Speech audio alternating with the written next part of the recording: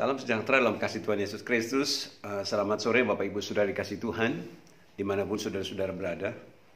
Pada kesempatan ini berjumpa kembali dengan saya untuk saya menyampaikan pesan firman Tuhan.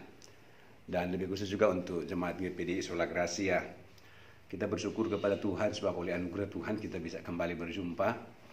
Saudara-saudara dalam kesempatan ini untuk menikmati firman Tuhan. Firman Tuhan sebagai roti kehidupan yang adalah makanan dalam kehidupan tubuh rohani.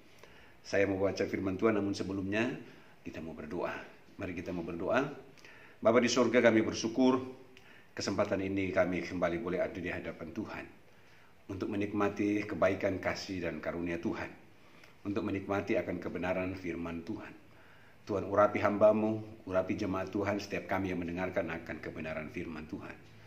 Karena firman-Mu adalah Engkau sendiri. Sebab itu berfirmanlah kepada kami semua, biar kami menjadi pelaku-pelaku dalam kebenaran firman-Mu. Dalam nama Tuhan Yesus Kristus kami berdoa. Haleluya. Amin. Saya mau baca firman Tuhan saudara-saudara dalam kitab 1 Samuel pasal 6 ayatnya yang ke-7 berkata demikian. 1 Samuel pasal 16 ayatnya yang ke-7 berkata demikian. Tetapi berfirmanlah Tuhan kepada Samuel, janganlah pandang parasnya atau perawakan yang tinggi, sebab aku telah menolaknya. Bukan yang dilihat manusia yang dilihat Allah. Manusia melihat apa yang di depan mata, tetapi Tuhan melihat hati. Saya mau bicara tentang Tuhan melihat hati. Dalam kisah di sini adalah kisah tentang Daud dipilih oleh Tuhan melalui Samuel untuk menjadi raja atas bangsa Israel. Saudara-saudara dikasih Tuhan, Daud tidak masuk dalam hitungan untuk menjadi seorang raja. Saudara-saudaranya yang lain dengan postur badan yang tinggi besar, menurut kacamata manusia, orang tua mereka Isai melihat bahwa kakak-kakaknya lah yang paling layak untuk menjadi raja atas bangsa Israel. Tapi ketika Samuel datang untuk memberkati raja yang dimaksud, ternyata apa yang terjadi dalam tulisan firman Tuhan? Selain Daud tidak dipilih oleh Tuhan. Dalam tulisan firman Tuhan, anak-anak dari Isai lewat di depan Samuel satu demi satu. Tetapi Tuhan bicara kepada Samuel, bukan ini yang kupilih. Satu lagi lewat, bukan ini yang kupilih. Satu lagi lewat, bukan ini yang dipilih. Sampai pada akhirnya kemudian Samuel tanya kepada Isai, Isai, masih adakah anakmu yang lain untuk aku lantik sebagai raja bangsa Israel? Lalu Isai berkata, ada yang bungsu, namanya Daud. Dia sedang ada di padang menggembala. Saudara yang dikasih Tuhan, lalu Samuel berkata, panggillah dia. Dialah yang dipilih oleh Tuhan untuk menjadi raja bangsa Israel. Saudara, lalu Alkitab menulis dalam tulisan firman Tuhan bahwa ketika Daud dipanggil dari ladang penggembalaan, ayatnya yang ke-12, di situ dia dijemput. Firman Tuhan berkata, ia kemerah-merahan, matanya indah dan parasnya elok. Lalu Tuhan berfirman, bangkitlah, urapilah dia, sebab inilah dia.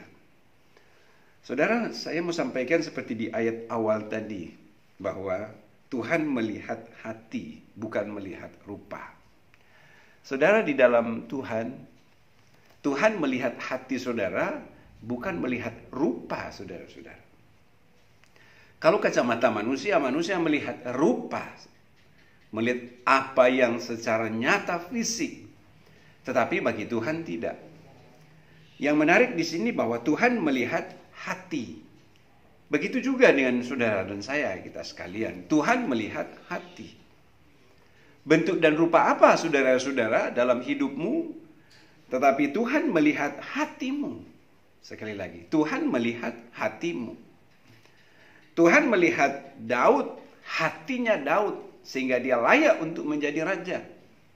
Tuhan tidak melihat rupa dari seorang Daud yang kecil, tetapi hatinya ini yang layak untuk menjadi seorang raja. Saudara, dia dipanggil oleh Tuhan untuk menjadi pemimpin bangsa Israel. Saya dan saudara pun juga dipanggil oleh Tuhan. Amin, saudara. Saya dan saudara dipanggil oleh Tuhan karena Tuhan melihat hati saya dan hati saudara-saudara. Nah, kalau seandainya ada pertanyaan, bagaimana hatimu? Iya, Tuhan melihat hatimu.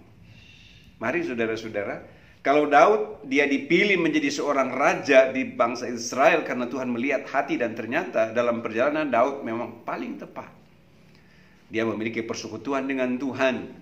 Ya, Daud sebagai seorang gembala yang mengembala domba di padang, dia ada diberi tanggung jawab untuk mengembalakan domba dengan sungguh-sungguh dia kerjakan. Tuhan lihat hatinya. Begitu juga dengan saudara-saudara kita sekalian. Tuhan melihat hati setiap kita semua. Ada seorang yang ditulis dalam tulisan firman Tuhan namanya Rahab, saudara-saudara. Rahab dalam tulisan firman Tuhan, ketika 2 orang pengintai datang di Yeriko yang diutus oleh Tuhan, saudara-saudara, lalu ditampung di rumah Rahab. Rahab seorang perempuan sundal. Lalu Rahab menyembunyikan mereka di rumah Rahab. Lalu apa yang terjadi? Rahab diberkati oleh Tuhan. Tuhan tidak melihat rupanya Rahab sebagai seorang perempuan sundal, saudara. Tapi Tuhan melihat hatinya Rahab, yang mana dia mau melakukan sesuatu untuk Tuhan. Saudara-saudara, begitu juga dengan saya dan saudara-saudara sekalian. Tuhan melihat hatimu ketika hatimu memiliki persekutuan dengan Tuhan. Ketika hatimu terfokus kepada Tuhan. Saudara-saudara dikasih Tuhan. Sehingga Tuhan tidak melihat Rahab sebagai seorang perempuan sundal. Ketika dia kemudian mengenal Tuhan, Tuhan ubahkan dia, Tuhan pulihkan dia, dan menjadi pribadi yang benar-benar sangat mengasihi Tuhan. Demikian juga Daud dalam tulisan firman Tuhan, sejarah dalam Alkitab menulis Daud sebagai seorang pribadi yang begitu dia mengasihi Tuhan. Memang dalam perjalanan Daud juga ada peristiwa-peristiwa yang terjadi dalam perjalanan Daud, di mana dia pernah jatuh di dalam dosa. Tetapi dia langsung balik dan bertobat. Saudara-saudara kasih Tuhan. Tuhan melihat hatinya yang sungguh-sungguh kembali kepada Tuhan. Begitu juga dengan saudara dan saya. Kalau pertanyaan saya tadi, rupamu seperti apa? Rupa saya seperti apa? Tapi ketika kita memiliki hati yang benar-benar memiliki persekutuan dengan Tuhan, Tuhan melihat hatimu. Dan engkau dipulihkan, engkau dibaharui. Dan engkau menjadi umat pilihan sama seperti Daud yang dipilih menjadi raja bangsa Israel. Saudara-saudara yang dikasih Tuhan, sebab firman Tuhan berkata, manusia melihat apa yang di depan mata, tetapi Tuhan melihat hati. Melihat hatimu, melihat hati saya. Dan saya mau sampaikan kepada kita semua, tidak ada tersembunyi di mata Tuhan. Tuhan tahu siapa engkau. Tuhan tahu hatimu. Kalau hatimu sedang nggak beres, mari bereskan hatimu. Iya, Tuhan melihat hatimu. Kalau hatimu sedang galau, maka tenangkan hatimu. Miliki persekutuan dengan Tuhan. Datang kepada Tuhan, berdoa, berserah kepada Tuhan. Tuhan melihat hatimu. Masalah persoalan apa yang engkau hadapi dalam hidupmu, dalam rumah tanggamu, dalam keluargamu. Iya, saya mau sampaikan kepada kita, kepada saudara. Ketika hatimu terpaut kepada Tuhan, Tuhan melihat hatimu. Segala masalah dan persoalan yang engkau hadapi, saya yakin dan percaya Tuhan sanggup untuk menyelesaikannya. Amin, saudara. Ketika hatimu terpaut kepada Tuhan. Firman Tuhan berkata di kitab Amsal, jagalah hatimu dalam segala kewaspadaan, karena disitulah terpancar kehidupan. Tuhan Yesus memberkati saudara-saudara sekalian, Bapak Ibu dimanapun saudara berada, dalam renungan yang singkat yang saya sampaikan, dan khusus jemaat GPI Sola Gracia. Saya sampaikan kepada jemaat GPI Sola Gracia bahwa doakan saya dalam beberapa hari ini sedang mengalami gangguan kesehatan saudara-saudara karena terlalu banyak kegiatan-kegiatan saya. Biar kiranya Tuhan mampukan saya, berikan kekuatan ekstra dalam tugas-tugas yang saya kerjakan.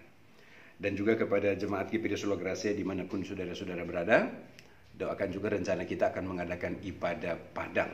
Iya, yang akan kita adakan pada tanggal 26, 2 minggu depan. Yang akan kita adakan di Taman Wiladatika Cibubur. Saudara, sudah sekian lama kita tidak mengadakan ibadah Padang. Dan saya sudah sampaikan tadi di pengumuman di kebaktian. Dan kiranya Tuhan tolong saudara-saudara sekalian, jemaat Tuhan, untuk kita bisa bersama-sama tanggal 26. Kita berkumpul di Taman Wiladatika untuk kita mau beribadah di sana. Tuhan Yesus memberkati saudara sekalian. Mari kita mau berdoa. Tuhan Yesus, terima kasih buat kebenaran firman Tuhan yang kami dengar pada kesempatan ini. Meteraikan firman-Mu dalam hati, dalam pikiran kami. Engkau melihat setiap hati kami masing-masing. Engkau yang mengajarkan hati kami untuk sungguh-sungguh. Engkau mengajarkan hati kami untuk setia.